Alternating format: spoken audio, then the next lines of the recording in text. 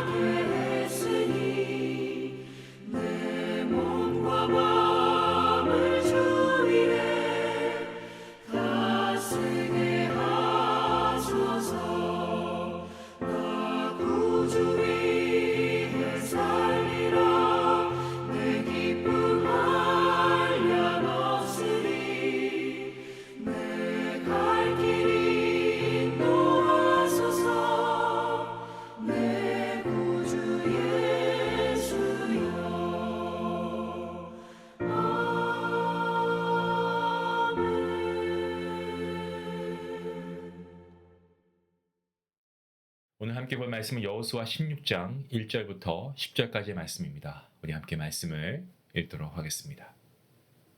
함께 봅니다. 요셉 자손이 제비 뽑은 것은 여리고 샘 동쪽 곧 여리고 곁 요단으로부터 광야로 들어가 여리고로부터 베델 산지로 올라가고 베델에서부터 루스로 나아가 아렉 족속의 경계를 지나 아다로스에 이르고 서쪽으로 내려가서 야블로 족속의 경계와 아래 벳호론과 게세레까지 이르고 그 끝은 바다라. 요셉의 자손 므낫세와 에브라임이 그들의 기업을 받았더라. 에브라임 자손이 그들의 가족대로 받은 지역은 이러하니라. 그들의 기업의 경계는 동쪽으로 아다롯 아달에서 윗베도론에 이르고 또 서쪽으로 나아가 북쪽 믹무다에 이르고 동쪽으로 돌아 다하나실로에 이르러 야노아 동쪽을 지나고 야노아에서부터 아다롯과 나아가로 내려가 여리고를 만나서 요단으로 나아가고 또 다부아에서부터 서쪽으로 지나서 가나 시내에 이르게 되나니 그 끝은 바다라. 에브라임 자손의 지파가 그들의 가족대로 받은 기업이 이러하였고 그 외에 므낫세 자손의 기업 중에서 에브라임 자손을 위하여 구분한 모든 성읍과 그 마을들도 있었더라. 그들이 게셀에 거주하는 가나안 족속을 쫓아내지 아니하였으므로 가나안 족속이 오늘까지 에브라임 가운데에서 거주하며 노역하는 종이 되니라. 아멘. 오늘 본문이 16장 말씀은 유다 지파 이후에 요셉 지파에게 땅이 분배되는 내용을 담고 있습니다. 요셉의 자손, 곧 므낫세와 이 에브라임 지파는 제비 뽑기를 통해서 기업을 받습니다. 제비 뽑기는 우연을 뽑는 그런 행위가 아니고요. 사람의 계산과 욕심을 내려놓고 하나님의 뜻에 자신을 맡기는 그 당시의 신앙의 고백이었습니다. 요셉 자손이 제비로 기업을 받았다라고 하는 것은 우리가 정하지 않고 하나님께서 정하신다라고 하는 믿음의 선택으로 우리가 해석할 수 있겠죠. 하나님은 요셉에게 두 몫을 약속하십니다. 그리고 실제로 므낫세와 에브라임 두 지파가 생겨서 요단 서편의 이 3분의 2에 해당하는 큰 기업을 받게 되는 겁니다. 그 땅은 단지 크고 넓은 것만뿐만이 아니고 이스라엘의 중심부, 이 허리에 해당하는 전략적 핵심 지역이었습니다.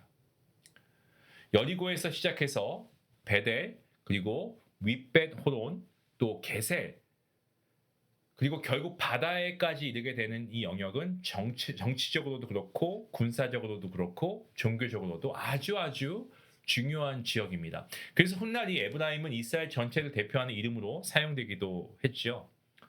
여호수아도 이 북이스라엘 초대왕 여로보암도 에브라임 지파 출신입니다.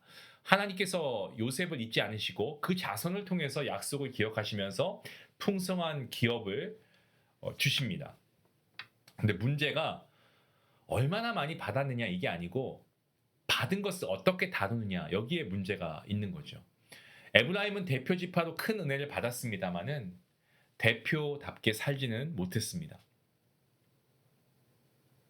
그들은 땅의 크기와 위치에는 되게 민감했습니다마는 그 땅에서 하나님의 말씀을 이루는 것에는 게을렀습니다.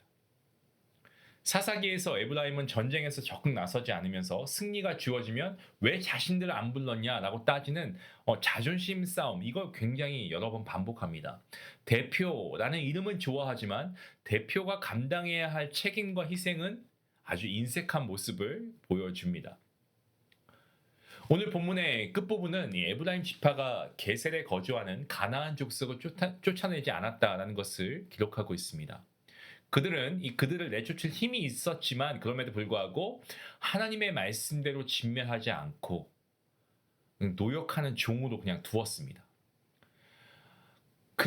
바로 그 당시에 눈앞의 이익과 편리함을 선택한 거죠. 그 한 번의 불순종, 단지 조금 미완성인 정복으로 끝난 것이 아닙니다. 게셀은요, 이후에 약 450년이 지나서 솔로몬 시대에 이집트 바로에 의해서 정복된 후에야 이스라엘 땅이 됩니다. 에브라임의 느슨한 순종, 안일한 선택, 이것이 하나님 나라의 회복을 수백 년 뒤로 미뤄버린 그러한 결과를 초래하게 되었다는 겁니다. 더 나아가서 가나안 족속이 지녔던 우상 숭배의 문화는 결국 에브라임 출신 왕 이 여로보암을 무너뜨리는 틈이 되었고요. 그것은 북이스라엘 전체의 타락으로까지 이어지게 되었습니다. 이 불순종이 훗날 세대 전체에 영향을 미치게 된 겁니다. 성도 여러분, 오늘 이 말씀은 오늘 우리에게 주시는 분명한 메시지가 있습니다. 이러한 질문을 던진다고 저는 생각합니다. 하나님께서 이미 우리에게 허락하신 기업, 가정과 교회, 직장, 어떤 사명이라는 삶의 자리에서 우리가 무엇을 가장 중요하게 여기며 살아가고 있는가? 우리가 한번 질문해 봐야 합니다. 더 크고 좋은 자리, 누군가를 우리가 명령해서 부릴 수 있는 어떤 위치, 더 넓은 영향력, 더 안정된 환경, 이런 것만을 바라보고 우리가 불평하며 살고 있지는 않습니까? 하나님께서는 우리가 몇 평을 맡았는지 그거보다 맡겨진 그 땅은 어떻게 가꾸고 있는가를 보십니다. 넓은 땅을 바꿔도 길가와 돌밭, 가시덤불로 내버려 두고 계속 더 많은 것을 요구하는 마음은 영적 위기의 신호가 될 수 있습니다. 반대로 작고 초라해 보이는 자리라고 해도 그것을 좋은 땅으로 기경해서 하나님의 말씀을 심고 인내하고 열매를 맺어간다면 여러분, 그 삶은 하나님 마음에 합한 삶인 줄로 믿으시길 바랍니다. 또 오늘 말씀을 통해서 우리는 우리 안에 이 계세를 점검해야 됩니다. 계세. 힘이 없어서가 아니라 이 정도는 괜찮겠지라고 하면서 함께 두고 있는 죄의 습관, 타협. 이게 바로 우리의 영적인 계세이라고 할 수 있습니다. 지금은 우리 손 안에 있는 것처럼 보이지만 언젠가는 그 부분이 나와 우리의 자녀, 다음 세대의 발목을 잡는 거대한 함정이 될 수가 있다라는 것을 우리는 잊어서는 안 됩니다. 우리의 승리자이신, 우리 승리를 이끄시는 승리하신 예수님이 우리 안에 계십니다. 때문에 우리는 쫓아낼 힘이 없는 사람들이 아니고요. 문제는 힘이 없어서가 아니고 마음이 없어서입니다. 결단이 없어서입니다. 그래서 남겨두는 경우가 훨씬 더 많습니다. 사랑하는 성도 여러분, 하나님께서 우리에게도 각자 다른 크기와 모양으로 정말 줄로 재어준 구역을 우리에게 허락하셨다고 저는 믿습니다. 태어날 때 모두 빈손이지만 지금 우리가 서 있는 자리와 우리에게 지금 주어진 것들을 우리가 한번 돌아보면 아무것도 없는 우리가 얼마나 하나님의 크신 은혜로 지금 우리가 누리고 있는 것들이 많이 있습니까? 이건 우리가 부인할래야 부인할 수 없는 하나님의 크신 은혜인 줄로 믿습니다.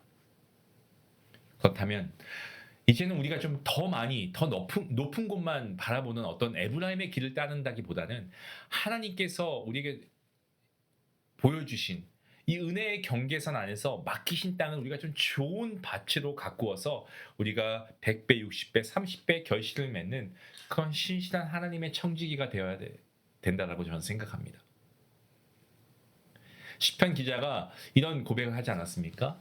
나에게 줄로 재어준 구역은 아름다운 곳에 있으며 나의 기업이 실로 아름답다라고 했던 시편 기자의 고백. 하나님께서 주신 그 자리와 하나님께서 나에게 맡겨주신 그 사명, 우리가 감사도 받으면서 그 안에서 우리가 말씀을 결실하는 복음의 열매를 맺는 인생이 될 수 있기를 여러분 주님의 이름으로 간절히 축원합니다. 기도하시겠습니다.